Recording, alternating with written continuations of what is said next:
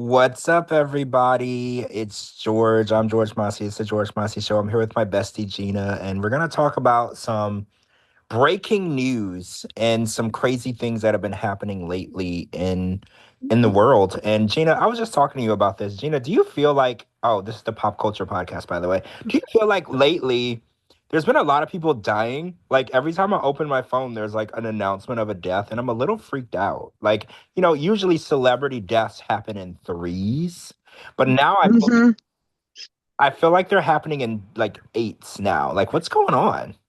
I don't know. We had touched base briefly on this, and I don't know if it's just I don't know. I'm not that big of a religious person, but I do believe in signs type of things. So, um, maybe it's a good question to ask Juliana one day. Like, why? And like, I believe that and it's been proven. Well, not proven, but like during this time of what they call Lent in Catholicism, just before Easter, I find that a lot of people do pass away. But again, it could be just me reading into it too much, but that's what I believe. Like within a week or two, there's been like 8 people to 9 people that passed away in in the parish that I attend to sometimes when I want to go. So, and I was saying like one funeral was like last week Monday.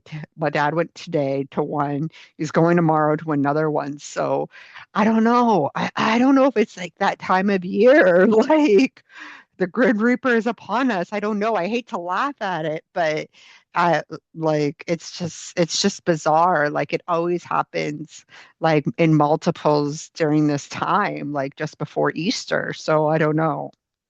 I'm scared to open my phone because people have just been passing away, and it's been like shocker after shocker. And we're gonna get into some talk of like celebrities passings and things that follow it. But first, I want to ask you, because I know you had mentioned to me that you were unaware that James Vanderbeek had been suffering from, I believe it was cancer.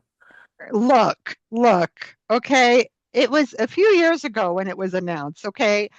For me, for the love of Jesus, I can't even remember what I did like 3 months ago.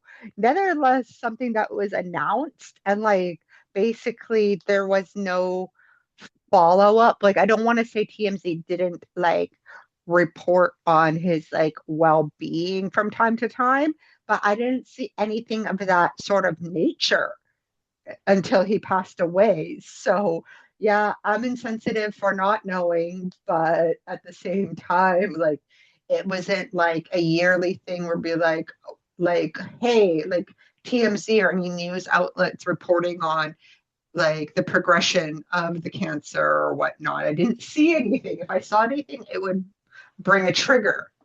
Like, oh, right.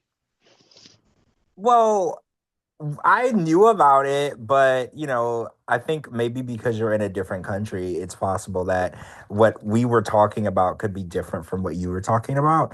There were like check-ins, every now and then, regarding and revisiting his cancer. And I think that he was in stage three colorectal cancer, I believe. I'm not familiar with that, but I know that he wasn't even in the fourth stage. Fourth stage is the last stage, and his battle was getting worse and worse. So I think that this one was a little shocking because a lot of people, were hoping that he was going to get better, right? And unfortunately, he didn't. And I know that he had a bunch of kids when he passed Mm-hmm. away, like multiple kids. I'm trying to say one, two, three, four, five, six, maybe six. I'm looking at a photo of him and his babies, and it's like six kids. And this leads me to my next topic because there's a new thing, a new trend that's happening where celebrities, dead or alive, I want to bring that up. Doesn't necessarily mean the person has passed away, but there are times where celebrities will open a GoFundMe account. Now we have to remember talking about this. The late James Vanderbeek obviously did not open a GoFundMe. This happened after he passed, but a lot of people are having mixed feelings on things like this because they're like, oh well, the normal person, a normal everyday person may never see $1 million in their whole life. And then celebrities may see 10, 15, 20 million in their whole life. what is the protocol for someone who's had so much money in their lifetime of asking for money? Because, and we're going to talk about this also with Eric Dane, who also unfortunately passed away recently. And there's a GoFundMe going on with that. And Gina, the reason why I'm bringing this up is because, the internet, nothing gets past the internet. The internet found some records that James Vanderbeek and his family purchased a multi-million-dollar ranch in Hmm. I believe it was almost $5 million, Gina, and this was about 1 month before his unfortunate passing. So a lot of people online are saying, "Oh, well, why would you buy a $4.9 million home, and then after passing, ask people to help donate to um, make sure that his children are taken care of?" A lot of people are arguing that they could have stayed in the home that they were in and then use that $4.9 million to support his children. So, and again, this is a super touchy subject because I don't want anyone to feel like we don't care about the passing of James Vanderbeek or his family or his kids or whatever. But this is, the internet is talking. And I don't know how I feel about it because, I'm not a millionaire and I don't know what it's like to have, more money than I know what to do with it. And I'm never going to be able to afford a $5 million house. So I don't know what it's like to be in that situation. But how do you feel, Jana? Do you have any thoughts on it whatsoever? Like, because I know you're a big celebrity fan, a pop culture fan. You follow along with a lot of things that celebrities are doing in their lives and their personal lives and real estate and things like that. So, do you have any thoughts on this? Like, here's the thing, right? Like, if I'm going to donate anything, I'm going to like any funds to anywhere, it's going to be a not like a nonprofit organization or like a children's hospital or like because not like giving doesn't make you a better person. It's your actions that make you a better person in life. So at the same time, it's most of the people that are giving are like are celebrity statured, right? The average celebrity will not donate every time someone posts a GoFundMe for whatever reason. Hmm.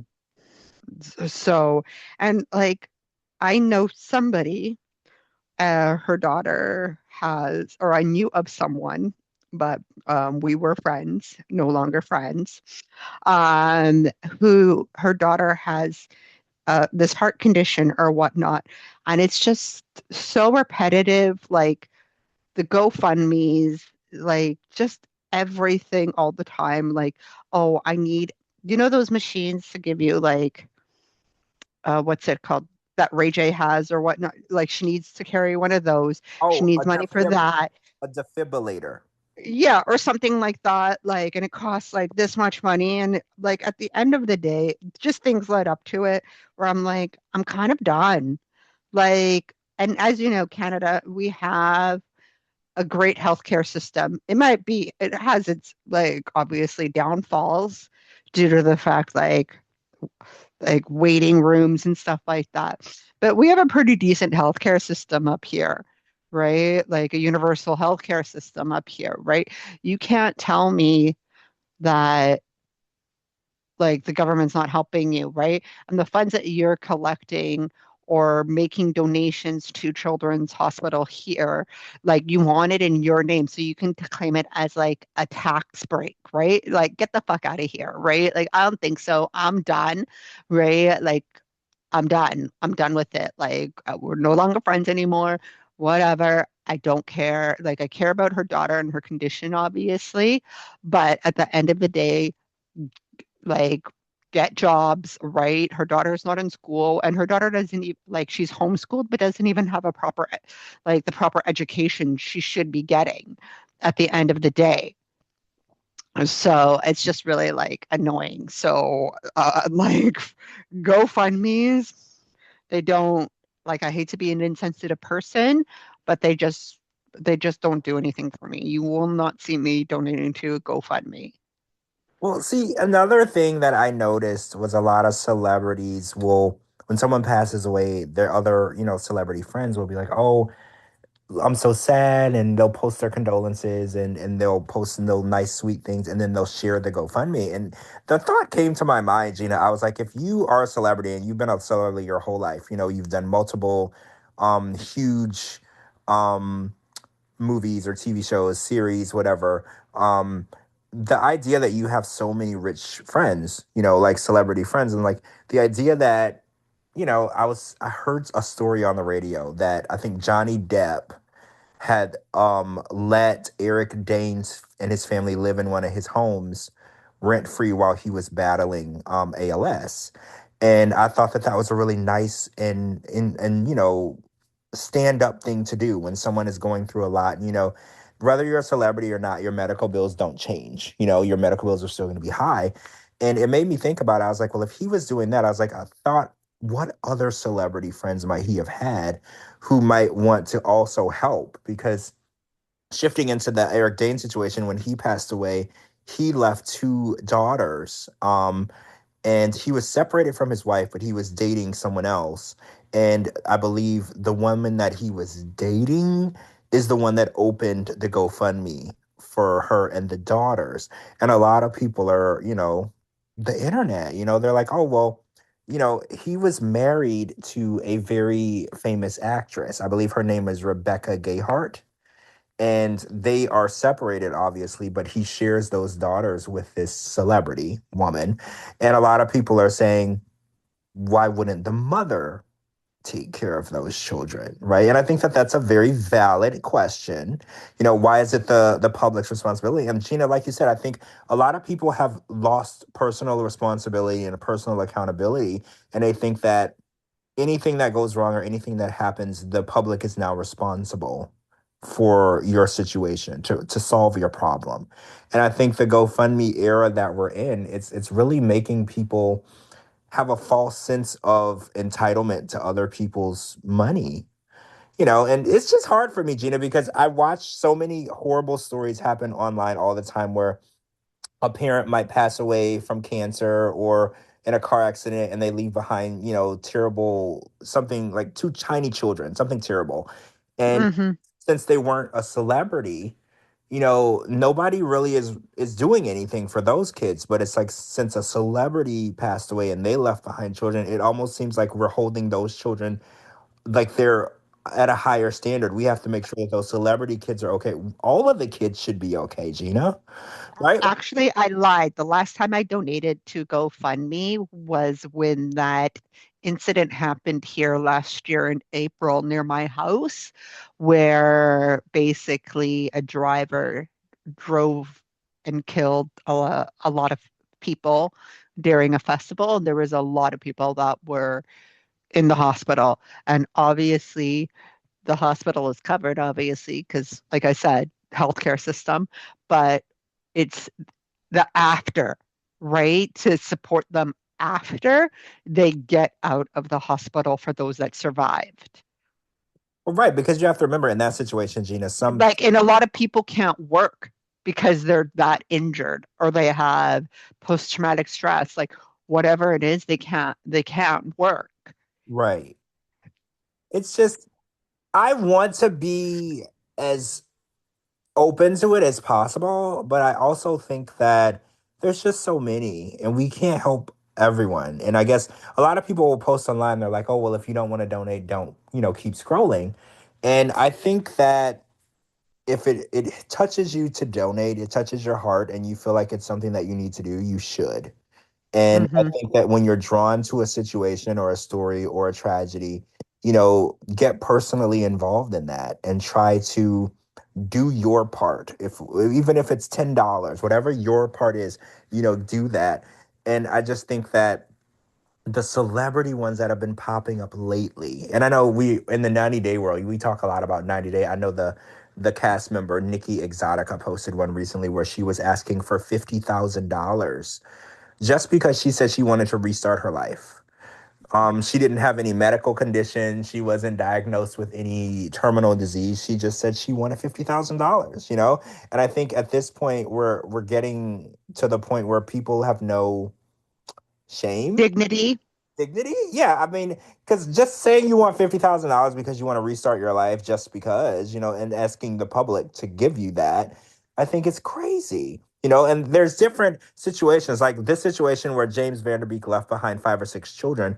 asking for money is a little more warranted than just saying, I just want to restart my life. Like I think there Of course. there's different levels, to the level of need. But I do think that we're so quick to whenever I hate to go to that meme where they say a minor inconvenience, we're ready to ask for help.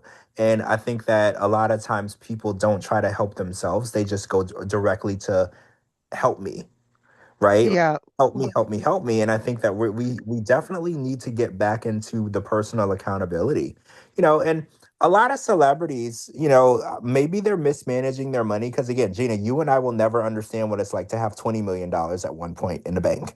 We'll never understand that. We will never understand what it's like to buy a $5 million house and still have money left over. So What are you talking about? That's how much houses go here for like 2 million. but did you buy one? Well, hell no, with what money coming out of my ass? See, that's what I'm saying. We're not going to be able to understand that. So again, I hate to, I don't know. The internet there's a lot of mixed feelings. A lot of people feel like this is ridiculous. We can't be giving millionaires money. And we can't, No, exactly. Like the thing is, if you're going to support their kids or whatnot, one of the kids he survived, but his parents and like his baby brother, had passed away in that festival, and the funds that were donated are put into a trust until he reaches like 18 or 19 years old, and that's what his caretaker had put it like that. Like this will be put into a trust. I mean, I feel like that's how it should be. Because I always go back to the Honey Boo Boo story, Gina, because remember the Here Comes Honey Boo Boo show, that girl, Alana Thompson, was paid in check or whatever to her mother because she was a minor. You can't pay a child because there's child labor laws. Of And we course. found out later, after that show was gone and everything, that the money that was supposed to be set aside for this girl when she became of age was spent by the mother. So I always go back to that. And I was like, it's important that when you want to help take care of children, that it goes into a bank that no one else can touch. And Exactly. because And like sometimes there's fine print too. You can't just take out the money for whatever the heck you want. It has to be your education. It has to be like there's speculations on like if you put your money in a trust that some parents will put onto the accounts, that it has to be used for education. It has to be used for a house. It has to be used for an apartment. It can't be used for like what you want, like what exactly you want. It's an improvement in your life, like to make your like for career choices, for life choices, right? Like it's not to spend it on a weekend or like go on trips or whatever. You know what I mean? I mean, yeah, and it's unfortunate that you have to do that, but we've seen so many times where misuse of funds and people taking advantage of, especially when children are in this entertainment industry at a young age, their parents kind of see them as a source of income or a source of money. And unfortunately, those children are taken advantage of, which kind of brings us into another topic that we were going to discuss. So Aaron Carter's mom, this was a recent story on TMZ today, actually, said that his ex, so Aaron Carter, who unfortunately passed away, I believe in 2022, December, I believe, or November, December 2022, he had a baby with a woman named Melanie Martin. His son's name is Prince. And Aaron Carter's mom made the accusations that Melanie, who is Aaron's baby mama, lack of a better term, made unauthorized withdrawals from the late Aaron Carter's bank accounts. And she brought that story up to TMZ recently, which I kind of find to be a little bogus because if Aaron Carter passed away, wouldn't his next of kin be his son? And if Melanie is making withdrawals from the account, I would assume it's for their son, which would be what the money should be used for. So my question, Gina, does the mom think that the money is more hers than the son's? Because that would be crazy, right? Maybe knowing like knowing his mom. Well, yeah, You have I was just about to say that his mom, because Gina and I have watched all the documentaries, all of the Carter documentaries, and I think Gina, you watched House of Carters, who their little reality show that they had way back in the Yes. we If anyone knows anything about me, anything Backstreet Boys related is underneath my belt. yeah, so we know that she does not have the best reputation in any aspect of the word. You know, she kind of I don't want to say used her kids as like pawns to make money, but she kind of did, right? Like she kind of did.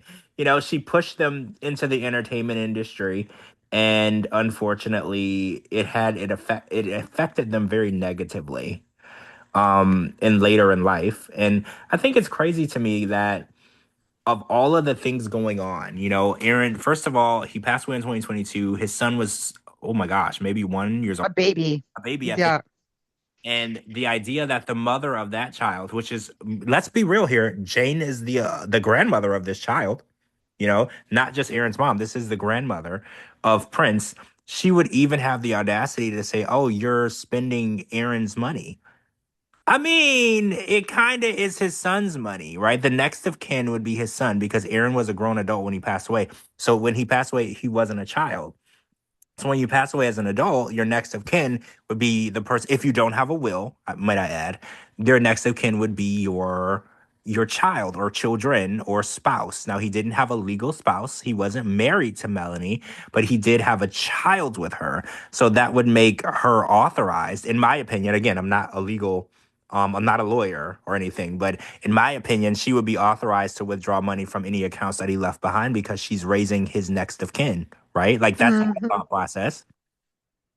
exactly. I don't know what he anticipates his mom to do. Like, unfortunately, I hate to say this, but they did come from what seemed like, as we see, like we can't believe everything that we see on TV, but we saw a good part of it. It seemed like a very broken home, right? Because not even like even his sister has passed away of an overdose. He passed away of drowning. It's a very turmoil family, unfortunately, right? So it's very yeah, like his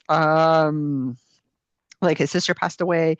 Like there's only I think Nick and another sister of his that are still alive.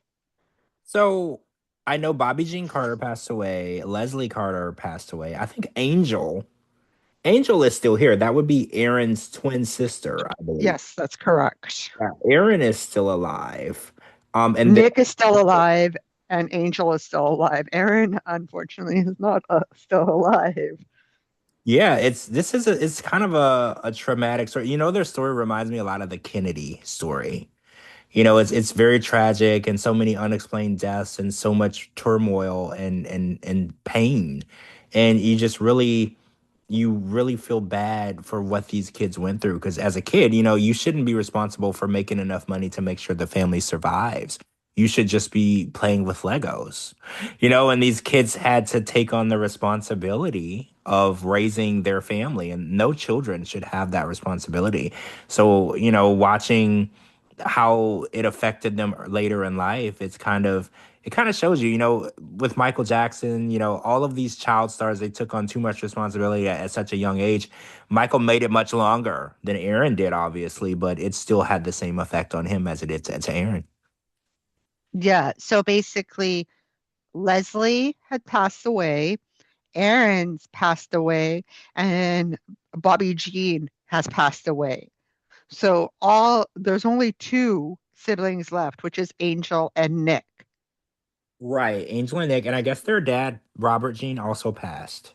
That is correct. So, wow, just wow. Out of this whole big family, there's only three Three. three people still left alive. This is such a tragedy.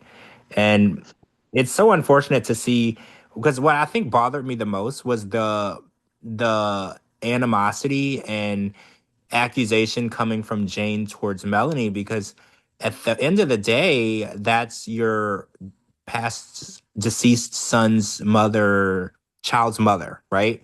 So you would want to have a good relationship with her, not accuse her of stealing, right? And I think that that's such a horrible thing to do publicly to instead of building a relationship with the only thing left of your son, right? Prince is his son. It's the only thing we have left to remind us of his legacy. And instead of building a close relationship and bond with him and his mother, you're going to go publicly to TMZ and say that she's a thief. Like that's such a terrible thing, and it just shows you how chaotic and ridiculous the family dynamic is because it kind of seems like it's not a family dynamic at all. It's everyone against everyone, and unfortunately, in that situation, no one is going to win. Hmm. Exactly. So I think there was a lot of drug, alcohol, like just a very not stable like household, basically, from what obviously we see. We can't depict everything we see on TV because a lot of it is for the cameras. But from what there's just too many lives that have been lost in this family due to different circumstances.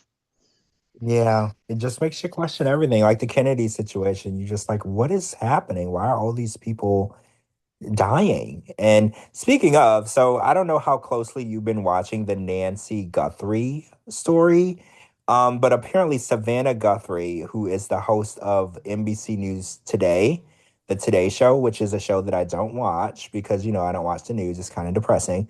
But her mother was apparently kidnapped and held for ransom. And this has been a huge story. Like, you would have to kind of live underneath a rock to not have heard about it at least. Like I haven't been following it like super closely, but I have noticed, that they can't seem to find any leads, which a lot of people are really confused by because, we're always intrigued when someone vanishes into thin air. That you're always intrigued by that because no one vanishes into thin air, especially someone who has a Ring doorbell camera and, the idea that this woman disappeared has intrigued the nation. Like the nation has been watching the show, and Savannah and her family have been offering different rewards for anything that might lead to where her mother could be. And there's actually been talk of a ransom. Did you hear about that? Like initially asked for $6 million, and then I think they asked for $4 million. Like, do you believe that? Do you think that she's really being held for ransom? What do you think is going on? Well, here's the thing.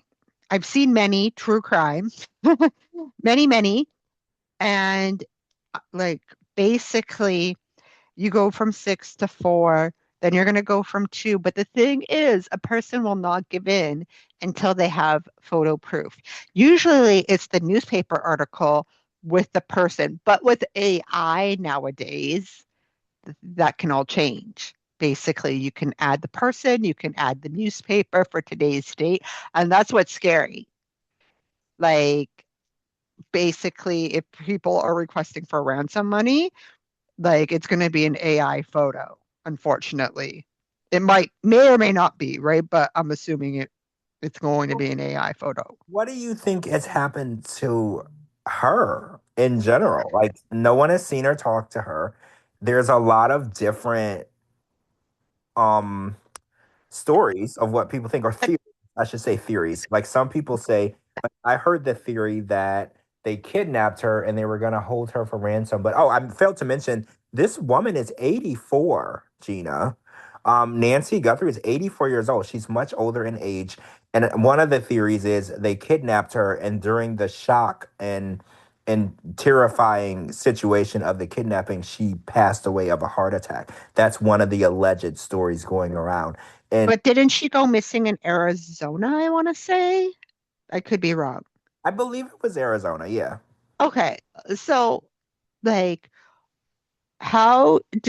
like you said, how does a person just vanish? Like, just vanish, right? Like, I know here, for instance, and probably where you are too, there's cameras. There's like like city cameras recording, like hello, like, and like you can see like the cameras, like they're hidden cameras everywhere in the city. And you can't tell me you can't go like retrace this woman's steps. Well, not only that, but I've seen it where, because basically every house on my block has a ring camera, and as cars drive by, the ring cameras click on because they're motion activated. Good. Exactly. So even if a car went down your street, there would be some visual of a car, and you would just go from camera to camera until you figure out if you can see a license plate, or if you can get a make or Like exactly. I That's what I don't understand. Like how do you like not only the ring cams, city cameras have they're everywhere in the city, like especially in a large city like in Phoenix or whatnot. If you're in the middle of like boom town, probably not because and then there's only like no stoplights, probably not. But if you're in a major city, there's going to be cameras everywhere. So I think the police are actually dropping the ball on this, to be quite honest, because it has been quite some time where I've been seeing like the TMZ articles about it. I think they're dropping the ball on this. I think so too. And I mean, I think that, there's always 50 sides to every story. I think that there's way more to what we've heard than to what's going on. But the idea that this is the Today Show host mother, I think it's the story has kind of catapulted. Is that how you say catapulted into like this phenomenon? Like there's people who are just so wrapped and enthralled in this story. People are just following, and a lot of people have made like TikToks and memes, and they were like, "Oh my gosh, I'm just gonna go find this woman myself because the police seem to not be doing a good job of locating her."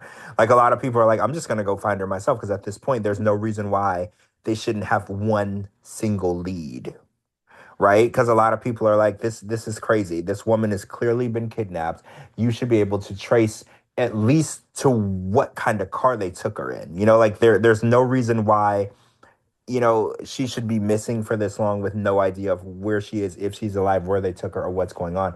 And the fact that there were people contacting them for ransom, like, Gina, I was under the impression that if you contact somebody with like a cell phone or whatever, they can at least determine Trace the call. right, not necessarily to exactly where you are, but like a general vicinity of where you It are. So, could like, be like a burner phone too, right? Where they'll throw it away and they'll call again, right? but Like you can get people know where you originally called from. Like even if you call and then you move to another location, they should at least know like a vicinity of where the call was made, even if it was a burner. So, like I said, lots of questions, no answers, and I definitely feel like at this point, someone is dropping the ball, Gina. Right? Like someone is definitely not doing their due diligence here. And you know what they say, if it's a minority, they work a little less. Well, this is a white lady. So what's going on? Like, why haven't they located her? Because the meme is, when you call 911, it's like, is it a good neighborhood or a bad neighborhood? Because that determines how fast the police are going to show up. So like, I'm trying to figure out. well, it's probably a good neighborhood because think about it, right? Like who her daughter is, right? Like she's not going to live in a bad like the mom doesn't like the daughter is not going to want to have her mom in a bad neighborhood. Well, yeah, I guarantee you it was an amazing neighborhood. It's just confusing because it seems like this situation, they should be able to locate her. And I'm starting to lean towards some of the theories that I've heard where and I think, unfortunately, Savannah said it in the last, plea where she said that she would offer up to $1 million to know where her mom is. She said, unfortunately, she could already be gone. And that's what a lot of theories have been. They're like, well, I heard actually I heard a psychic say that her theory was she passed away during the initial kidnapping from a heart attack because a 84-year-old person, you can't just put a gun to their head and tie them up. Like that is a lot for someone of that age. So I think that theory is kind of ringing true to me for some reason.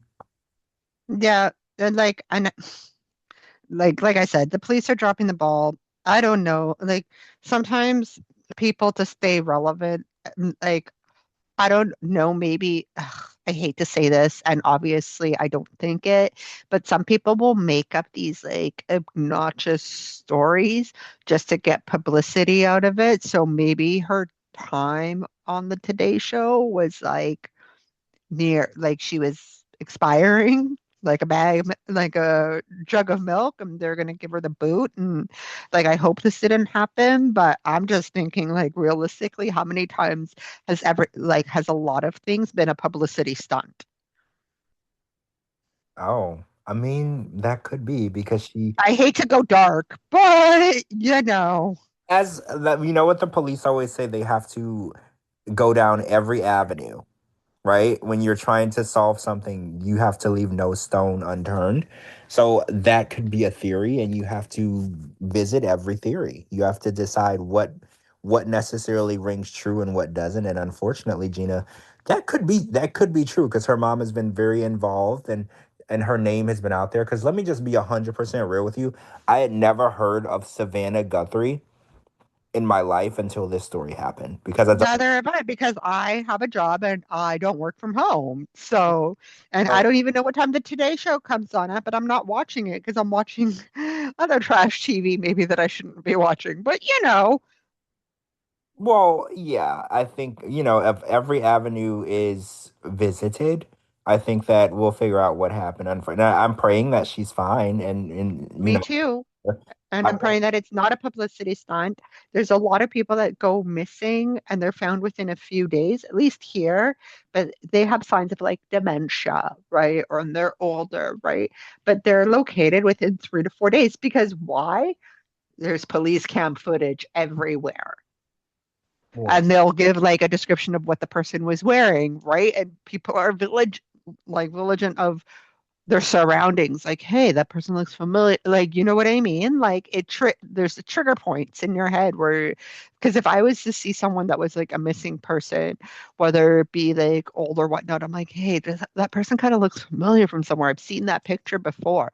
I'm gonna be looking online. Like, has there been any like missing person, especially if they're elderly, right? At the same time, or they're distraught, or they have signs of dementia or whatnot, right? So we live in like the city that I live in is very multicultural with like a lot of Asian and South Asian backgrounds, such as like Indian, Chinese, Koreans, and whatnot. So, like in those cultures, we don't put our family member like even for me, we don't put our family members in a home. It's like basically the last resort, basically where you're going to put your family members in a home. oh, well, a lot of people here in the U.S. put their family members in a home immediately. So If you ask our co-host, for instance, if you ask Captain if her parents were still alive, she wouldn't put them in a home. It's a cultural thing. You know, like your parents raised you, and it's your time to like give back to them at the same time. That's kind of how it looks. It's like disrespectful. Unless it's like serious signs of dementia, you're not going to put them in the home because there's only so much a person can take, right? So unless it's a serious sign of like dementia, you can't do it anymore, then it's basically a last resort. absolutely. Oh, so I want to revisit. We're gonna revisit the Brian Latrell situation. We talked about this, oh my gosh, months ago, where Mm. he lives in, oh my God, Gina, help me out here. What, on some beach? What beach is it? Well, he doesn't live there. Like we've established, it was a vacation home because Oh, that's like right. he That's right. lives in Atlanta. That's right. You know what? We did. We went down this rabbit hole. So he has a vacation home on the beach. Oh my gosh, I can't remember where. It's somewhere in Florida. And It's he on, I think it's Whatcom County or something like that. oh, I don't know where that is. But he basically said that people were walking on his property because he owns a beachfront property. But the beach itself is public property, right? Like kind of like a park. Like where the water runs up to the sand, that area isn't necessarily owned by anyone. Maybe the city, I don't know. But he was saying that people walking in front of his home and but between the water and his home were trespassing on his property, and he was actually suing, I want to say multiple people, Gina, right? Wasn't it multiple people? It was like a woman. It was like the county, like the police department. Yeah, he was suing all of these people, saying that these people were trespassing on his property, and the beach itself belonged to him, and no one was allowed to walk that part of the beach. They had to, I'm not exactly sure what he wanted them to do, because how would you go around that? I don't know. Maybe swim around his house. I don't know what he wanted. But the update is that a judge heard his case and dismissed it, against everyone, against this woman that he said was proper trespassing on his property, It against was the police. Santa Rosa. It's in Santa Rosa. Oh, I don't Santa know where Rosa. that is. So basically the judge told him that you can't tell people that they can't walk in front of the beach. You just don't. And I guess a lesson learned for him: when you buy a beachfront property, you don't own the beach itself. You own the house and then a small amount of land in front and behind it, but not the actual beach. And I think Oh, if you really want to buy a beach, he tried to sue his neighbor. wait, what did he sue the Ups- neighbor for? So I'm reading an article here. It says Latrell 50 has been embroiled in a bitter legal battle with his neighbor. I'm not going to name her name, but she's not my age. She's up there in age. He alleges she has invaded his privacy by going outside his beachfront Santa Rosa property. So he was suing his neighbor for going in front of his house that he doesn't even live in. I have questions. I have so many questions, like, why is he so bothered by people walking around? Like, Gina, I would be very, like, concerned if people were, like, breaking into his property or maybe using his pool, doing anything to violate his property. But walking his property or being near his property, is that enough to file a lawsuit against your neighbor? Like, that seems a little much for me. So it says here in this article that I'm reading from realtor.com, because obviously, it's a pretty reputable source with housing and stuff like that. The boy band alum first filed a suit against Hill.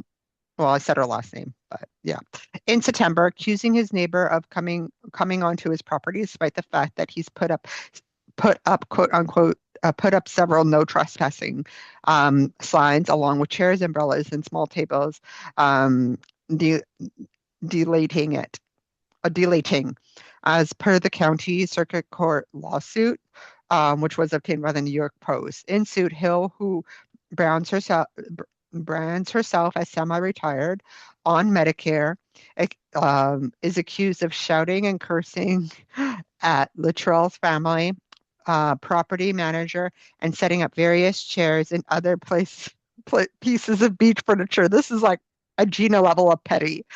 Luttrell has been claiming that he suffered emotional harm due to Hill's actions. However, judge has now denied his claim. Obviously.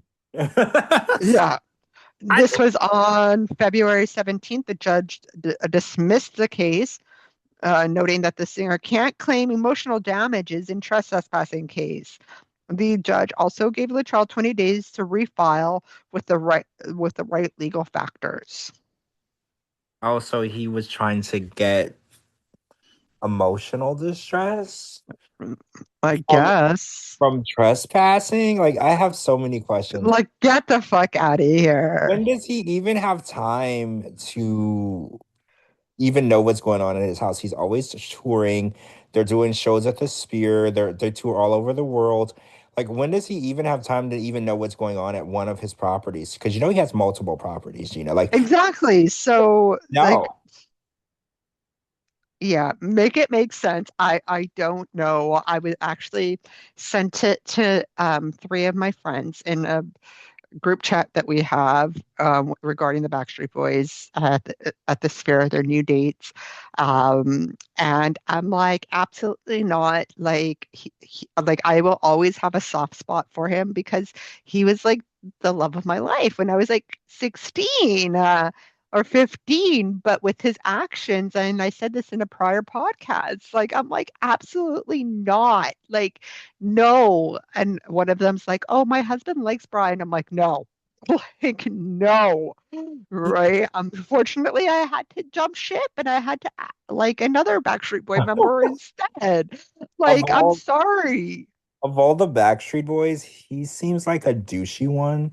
Like, I don't know, like the way that he is suing people and the way that he Like, the way he's portraying himself doesn't align with what I value in a person type of thing. So that's why I was just Wait, like, no. it's also really weird because Brian Littrell, um, he released a gospel album and he sings contemporary gospel music, and it's not very Christian to sue your neighbor. Isn't it? Hmm. Isn't something in the Bible about? how you supposed to honor your neighbor or love your neighbor, love thy neighbor. Love thy neighbor. Yeah, so this is really out of character. So I don't know. I think that it's great that it was dismissed though, because unfortunately, he filed the wrong. He needs to come down a few notches and come back to planet Earth where everybody else is living, well, not maybe peacefully, but you know what I mean. Like living, like minding their own business. I mean, yeah, if someone is walking near your home that you're not even at and they're not bothering your home, then leave them alone. Yeah, if Like, they're not like doing damages to your home, they're not breaking into your home, they're not doing anything of that sort of nature, you need to back the fuck out. Like just back off, right? Because you know what? There's plenty, because we're on the like there's ocean right here. Plenty of properties that are beachfront here. The beach is yeah, public. The beach is public, mm, right? it Like literally is. there's only so much from the property line that belongs to you. The rest, it's like a fair game. It's yeah. Yeah. Oh, speaking of, we got to revisit this. So, remember we talked about that David situation? I think this happened back in August where a body was found in his Tesla that was impounded. So, His ex-girlfriend's like her his ex-girlfriend or whatever partner at the time, yeah, whatever. who was like super young or something. Hmm. Like he was an adult, she was super young. Her body was found decomposing in his Tesla that was impounded. And okay, so this will be quick. So the grand jury is now targeting him. That is who the investigation is surrounding, which we already knew that. But one of the new things is that they're subpoenaing his mom, dad, and brother to testify, and they're from Texas, and they are trying to say it violates their due process by asking them to testify. So they're trying to fight going to testify in front of the grand jury. And I don't know, Gina, like if nobody did anything wrong, there's nothing wrong with testifying, right? Like I think that them saying that they don't want to talk to the grand jury makes it seem like they're hiding something, right? Exactly. Like, and I said it before, the reason why this is taking so long, because the police wants to get it right. They don't want any hiccups to go like or bumps along the road to be proven otherwise, and this guy walks away. Well, yeah, if they charge him with the wrong thing and he's acquitted, they cannot charge him again. So they have to charge him correctly and they have to have the evidence that supports the charges. Because, they could charge him for they could charge him for manslaughter, they could charge him for murder, they could charge him with homicide. There's so many different things or ways that they could charge this, but they have to charge it right because if they, like I said, if they get an acquittal instead of a guilty verdict, then you only get one shot, right? Like you can only charge him one time, and if you didn't get it right, then he's going to walk free. So like you said, they're trying to make sure that they get the situation right and they get him on a charge that will stick because I think that they know that he did it. They are missing some of the intricate pieces of how he did it and how the body got The there. events leading up to it. They need Exactly. solid evidence, solid proof. Exactly. Because I think they came to the conclusion that he's the one that did it, but they don't have, like you said, each step by step event of how this took place. And I think if they don't, if they're not careful, they're just gonna have to take their time and figure it out and question the right people and get to it. And oh, I have a topic that I really want to talk about before we end. So you texted me last week and you were like, hey, you should watch Reality Check Inside America's Next Top Model. It's a Tyra Banks documentary. And remember, I texted you back and I was like, I didn't watch America's Next Top Model, so I don't think I'll understand that. And you were like, oh, trust me, you'll understand it. So I watched the documentary. There's a three-part documentary, and I watched it, and I did not watch any of America's Next Top Model, but trust me, I understand what took place. And I know that this show was like this huge phenomenon back in the early 2000s. And apparently it Yes, it was. It was so funny because I remember it would come on Wednesdays. So it would be funny story. So my friends and I, we are all working within like in what we call downtown Vancouver. So we're all working in downtown Vancouver. We would make our way to downtown Vancouver because they would have a ladies like day or night type of thing like that. So we would eat appetizers. It was like happy hour, and then we'd have some wine there, and then we would go home to my friend's one of our friends' places and watch America's Next Top Model. It was like every Wednesday, basically, we would do this. So, did you watch all 24 cycles? Because apparently I they. think I stopped watching it after the Jays left and Nigel Barker left. Oh, so towards the end, because I think that happened around cycle 1920, right? I believe so. That was closer towards the end of the series. Yeah, because I remember you saying like, oh, I don't want to watch that. I don't like. I didn't watch America's Next Top Model. I'm like, you won't, you won't. Like, I haven't watched it in years, and the only reason why this is beginning to be a topic again, and a documentary was created because people were rewatching it, right, during COVID, during like, and they were just appalled by Well, see, the. that's the crazy thing because so many people watched the show when it aired and nobody thought anything of it. But then, they waited 10, 15 years and watched it again, and then there was a lot of outrage. Well, no, these were new people watching. This was a new generation watching Right. it, Our basically. generation, we watched, oh, I don't want to say we, but our generation watched it and nobody thought anything of it. But then when the newer generation went and watched it for the first time, they were like, oh my God, this is horrible. I can't believe the things that are happening. And, watching it and hearing a lot of the contestants talk about what they experienced, I'm not gonna lie, Gina, it was pretty bad. Like, and I'm not trying to be like one of those pansy, generations, but the one girl said that her mom passed away in gun violence, and they Mm-hmm. did a photo shoot of her as someone who was shot and killed in gun violence. Mm-hmm. And when they asked the producers and Tyra about it, they're like, "Oh, well, creative is in control of those type of things. I don't really have a say in it." And looking back, that is extremely distasteful, right? Like that is Mm-hmm. distasteful. It's almost immoral to have someone go through that. And that was It's a trigger. well, right. And a lot of the things that I was watching, because I didn't watch one single episode. A lot of the challenges and photo shoots and things that they did were so outlandish and crazy. It almost was like a mockery of the model industry because none of this was realistic. Nobody would ever go and do these type of photo shoots. And every season, and every cycle, it would get weirder and weirder. And I think that at the point of it where the show started to become a circus is when people started to get outraged. Because I think I'm not gonna lie to you. I think in the beginning, I think Tyra had an idea for a show and she had good intentions. Mm-hmm.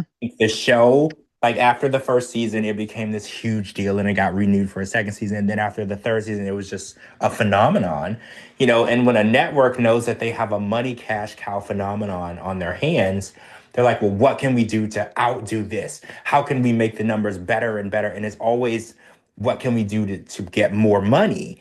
And I think Tyra started getting less and less control. I think she was more so just the host, and the network was like, well, this is our baby now. We're going to take it and we're going to make as much money out of it as possible.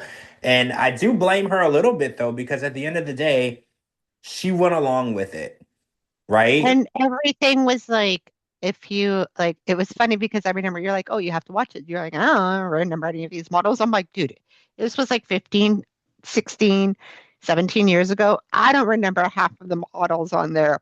But if you bring up their story again, it's gonna come back in my flashbacks, right? Like, oh, right. Oh, yes, this happened. And the like what I found so, and I'm not even of African American descent or anything like that.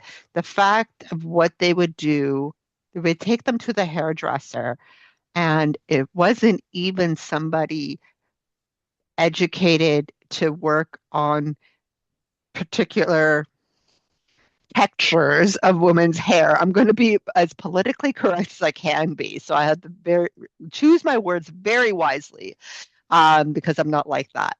So And to give a woman of African descent or African American descent, shave her head, have bald spots, and couldn't take her to a proper hairdresser who specializes in doing women's hair of African descent was completely disrespectful Yeah, to women of color. I Like, but not only that, Gina, but if you remember that same model, I can't remember her name, but she said that they were really nasty to her because they were like, "Oh, well, your skin is ashy and we have to retouch your photos and you just don't photo well and you should take better care of your skin."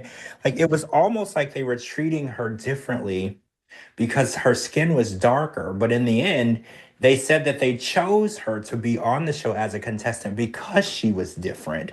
And then they turned it around and flipped it on her and made it seem like she was a problem because she was different. Which I don't know. This the whole thing was just crazy to me. It's crazy in many many ways because there are so many people that were involved in the show, and now that they were speaking in the documentary, no, none of them wanted to justify what they did. They all wanted to act as though, well, that's not me. I wouldn't have done that. No one took any accountability. I guess that's what I heard mhm. in the documentary. Tyra took zero accountability.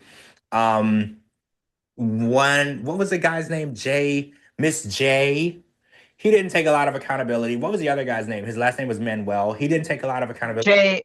J. Manuel. J. Manuel, none of the people really were like, well, I did it. See, here's the thing. I think like I like because they're all Tyra's puppets, basically, and what like they could have stand up, yes, for what they believed in, but at the same time, they're basically reporting to her, basically. And I'm not taking sides, but I did respect the fact that Jay Manuel said, I'm from South Africa. And to make Caucasian girls with black face and vice versa was he was repulsed by it. But he had a job to do Yeah. at the end of the day.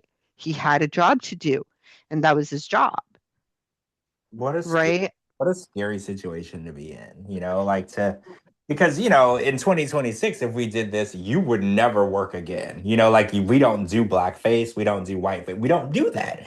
Our society, No, and when the one of the other girls, I forgot her name, she said I did not feel comfortable with that person up on me, and I asked to stop, right, with one of those dancers wearing like a loincloth or whatnot. She was standing up for what she believed in, but they said, oh, all the other models were fine with it. Yeah, but it just depends on a person's comfort level. You don't know what I was watching some reels this girl could have been molested well, or and that's the thing, you have to put everyone's feelings into perspective of how they feel and why they feel like that, and you can take it off camera, and just like the fact that they made that girl gave her fed her the other girl fed her booze on an empty stomach. These girls are not eating, these girls are very malnourished, right? And she cheated on her boyfriend, and then afterwards Tyra's just put her under the put her under the train tracks, and she was the conductor of the train and drove over her. yeah. I was just shocked. Like I didn't know what to expect. Like I told you, I had never watched the show a day in my life. I didn't know what to expect. I knew it existed, You'd have to live under a rock to know that that show didn't exist.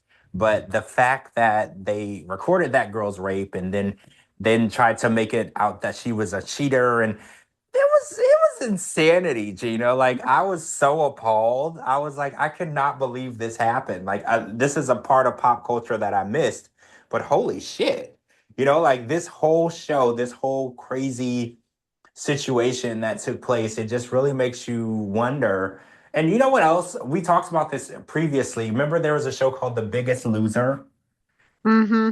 They did a documentary on that, and they discussed how they were exploiting overweight people for that show. Because when you talk about a TV show, TV shows have to have ratings and they have to have ad revenue and they have to generate money. And I think a lot of people are like, oh, well, this show is helping overweight people or this show is helping models. TV shows aren't really created to help people. That's not what they're for. TV shows are created to generate revenue. So if you're getting cast on a TV show, regardless of what they're telling you it's about, there's an agenda. The agenda is to make money. And if they have to exploit you to make their money, they're going to do that. Right? Like Exactly. that's the one thing that we've learned. And no matter what their message is, or what they tell people, or what the trailer, the heartfelt trailer is about what the show is about, it's not really about that. At the end of the day, they need to make millions of dollars because there's hundreds of people working on the production of that. They need to make a profit off of you. If you're not profitable, you're disposable to them. That's the fact that America's Next Top Model made it for 24 seasons. The way they were treating people, it just shows you the corporate greed. And the fact that Tyra was just, well, I don't want to blame Tyra. She wasn't there for 24 seasons because apparently, Gina, they fired her and hired Rita Ora. Hmm. I didn't know that because, I didn't watch the show. So they fired Tyra Banks from her own show. That shows you how cutthroat the entertainment industry can really be. Because imagine you go to a network, you sell your show to the network, it's your baby, you created it, it's every idea that you've ever come up with. And then later down the line, they tell you that you're no longer a part of your own idea. That's how cutthroat the industry can be.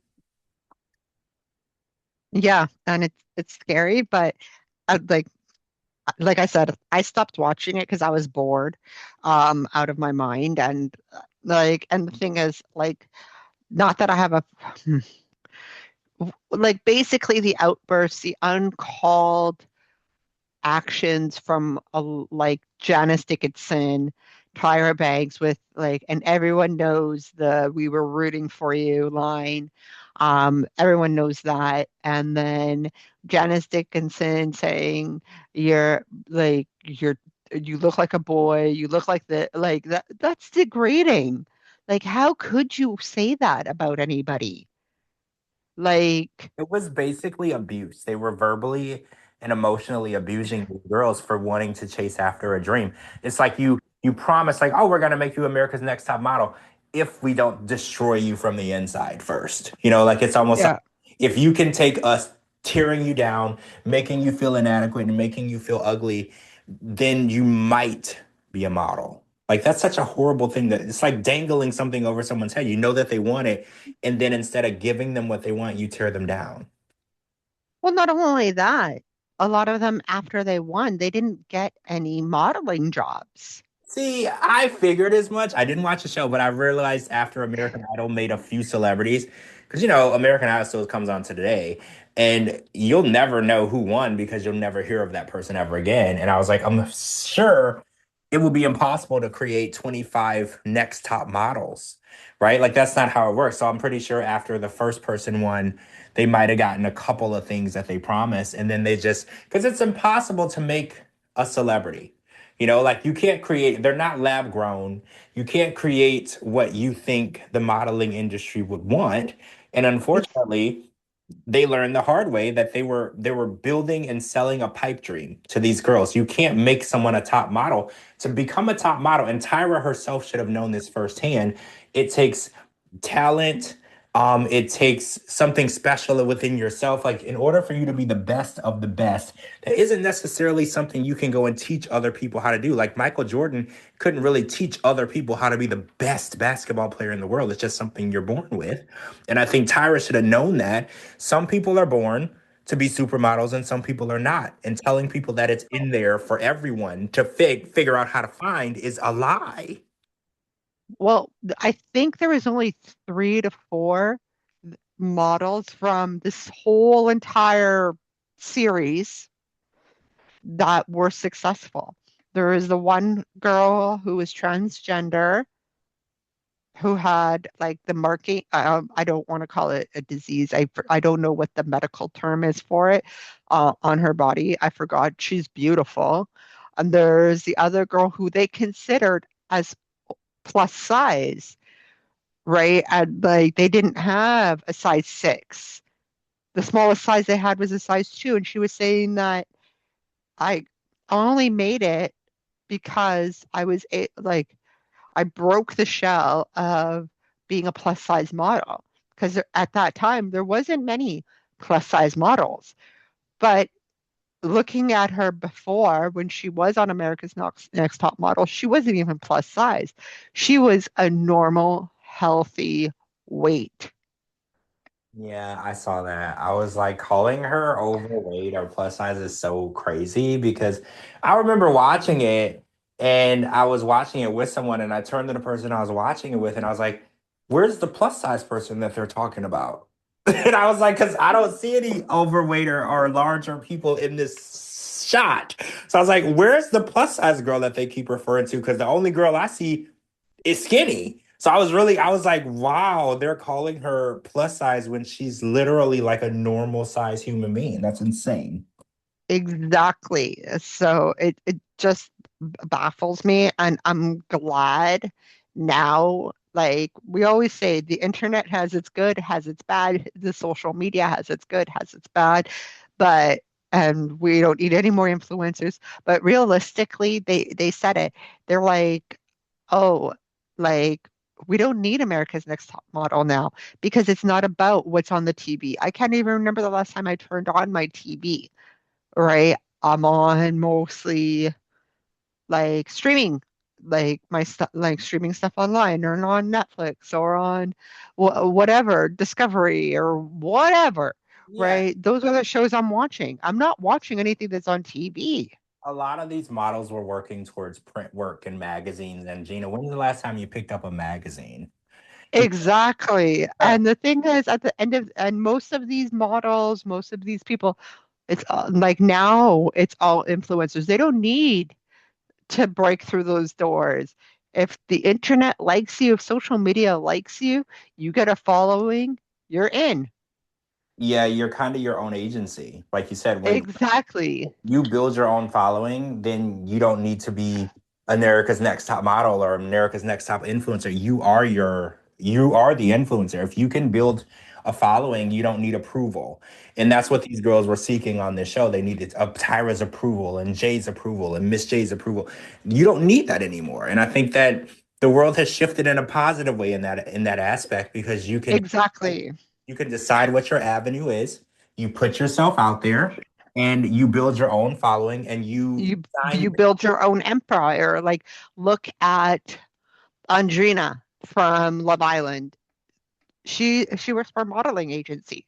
She was doing it before she went on Love Island, right? So because there's print ads of her, like for different clothings. She posted it the other day.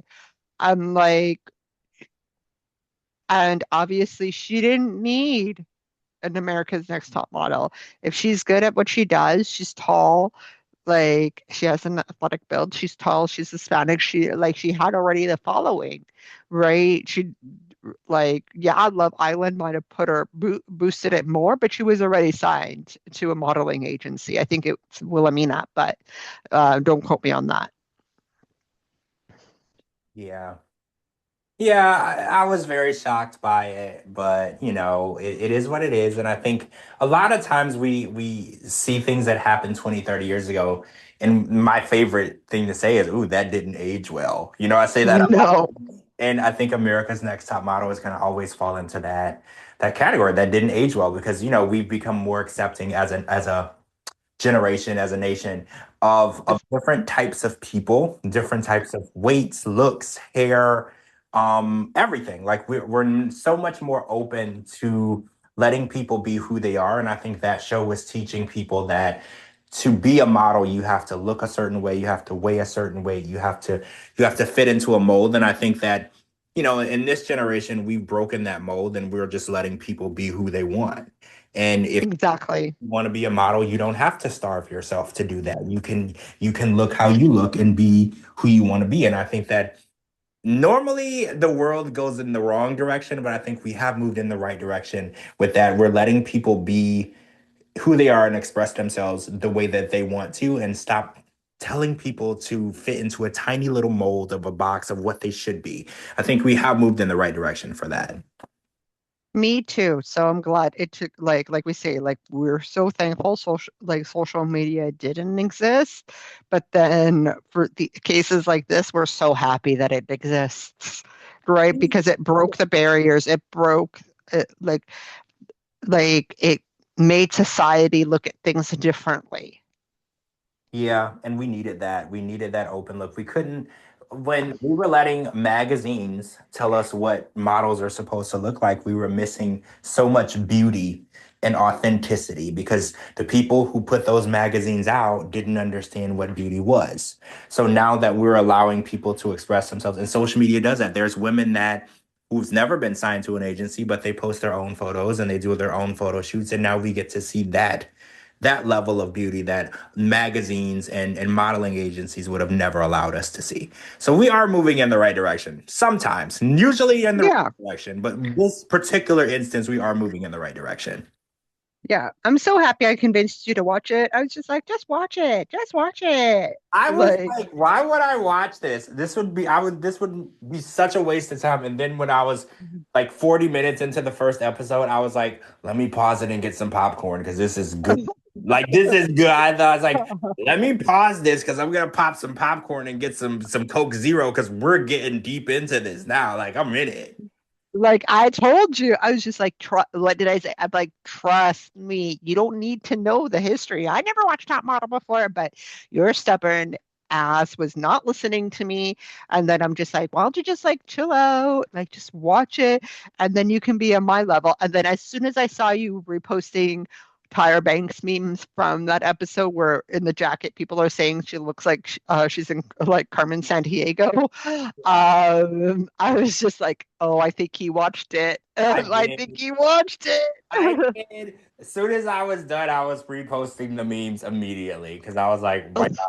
This is crazy. So anytime someone texts me and it's something that they're saying that I did something wrong, I text back the picture of Tyra, the one that I post on my story, because I'm like, when you are getting called out, but you refuse to take accountability, I post that photo.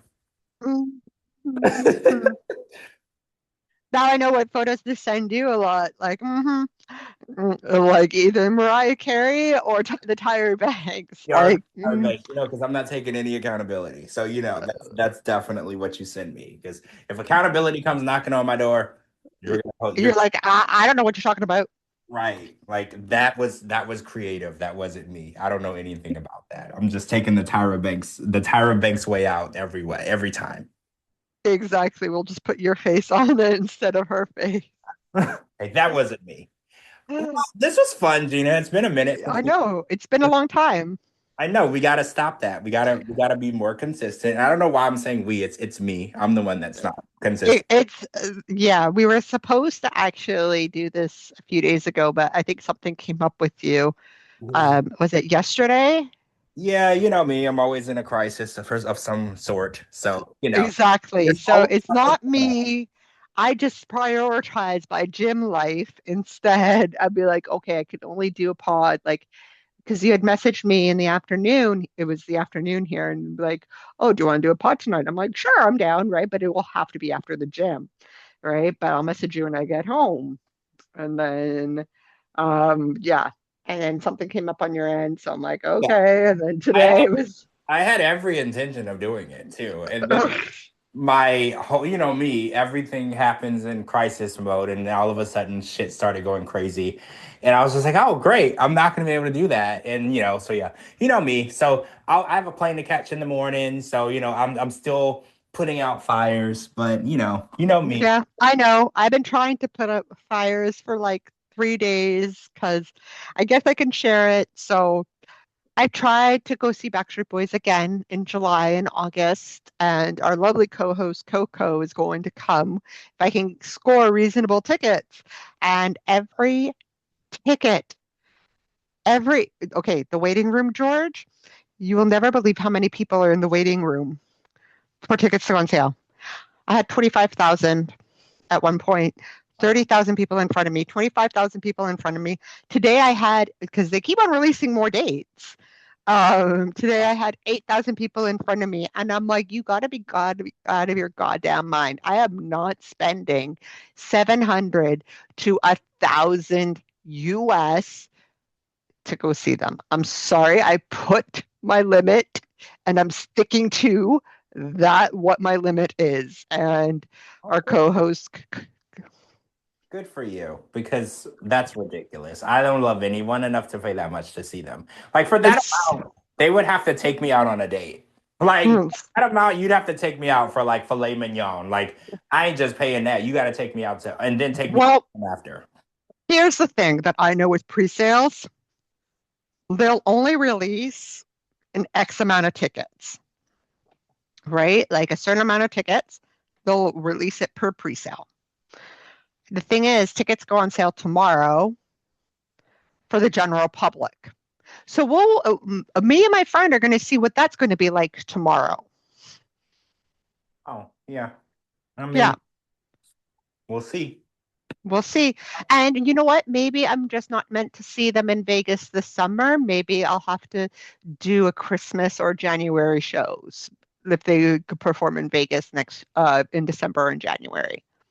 I'm sure they will. They perform I'm in. sure they will too because I've heard they've signed a 3-year contract. So with the Sphere. So Oh, we're okay. only on year 2. So yeah, my heart broke. I'm like, oh, not again. I have to go through this again tomorrow. I have to go through this anxiety tomorrow. Oh, I'm sorry. Well, I hope you get the tickets. I hope it's not too stressful, but don't spend mortgage prices on them. Don't do that. No, that's one thing I'm not doing. Like I was talking to my girlfriends that we had a group chat going on, and I'm like, I have to set a limit for myself because there's so many things that I want to do that I might not like if I get World Cup tickets, that's going to be another expense, right? And then this, and then I have to set a limit within a reasonable boundaries. And their limit was like $400 more than what my limit was. So I'm like, okay. Like they're like, I think you should get it yours from like Seat Guru or Seat like what StubHub or something like that. I'm like, we'll see if I crack. We'll see. But everything obviously happens for a reason. So, we have to just play it by ear and see what happens, basically. I'm leaving it in the grace of God. And maybe it's not meant to be that I go see them this summer in the summertime in Vegas. And that's fine. I've already accepted my destiny with that. So, Yeah. All right. so Well, this was fun, everyone. Thanks for it's been listening. a hot minute. We need to see if we can keep steady with it, George. Yeah, I gotta Myra, go. Mariah. It's been a lot. You guys know I have a lot going on and I have a move coming up, but I'm gonna try to be consistent. I am. I'm gonna do it. I promise. I'm gonna make the time, and hopefully soon I won't be catching so many flights. I'll just be where I need to be, and then I'll have way more time to do the things that I want to do. You heard it here first, people. You heard it here first. Yeah, yeah. All right. So thank you to my bestie Gina for joining me for the pod. Thank you for all the listeners who are listening. We love you guys. Make sure you're listening to me and Gina on 90 Day Fiance Fridays as well. We're on that podcast as well. And this was fun, guys. This was pop culture, This, and we'll talk to you guys really soon. good night, guys. Bye. Bye.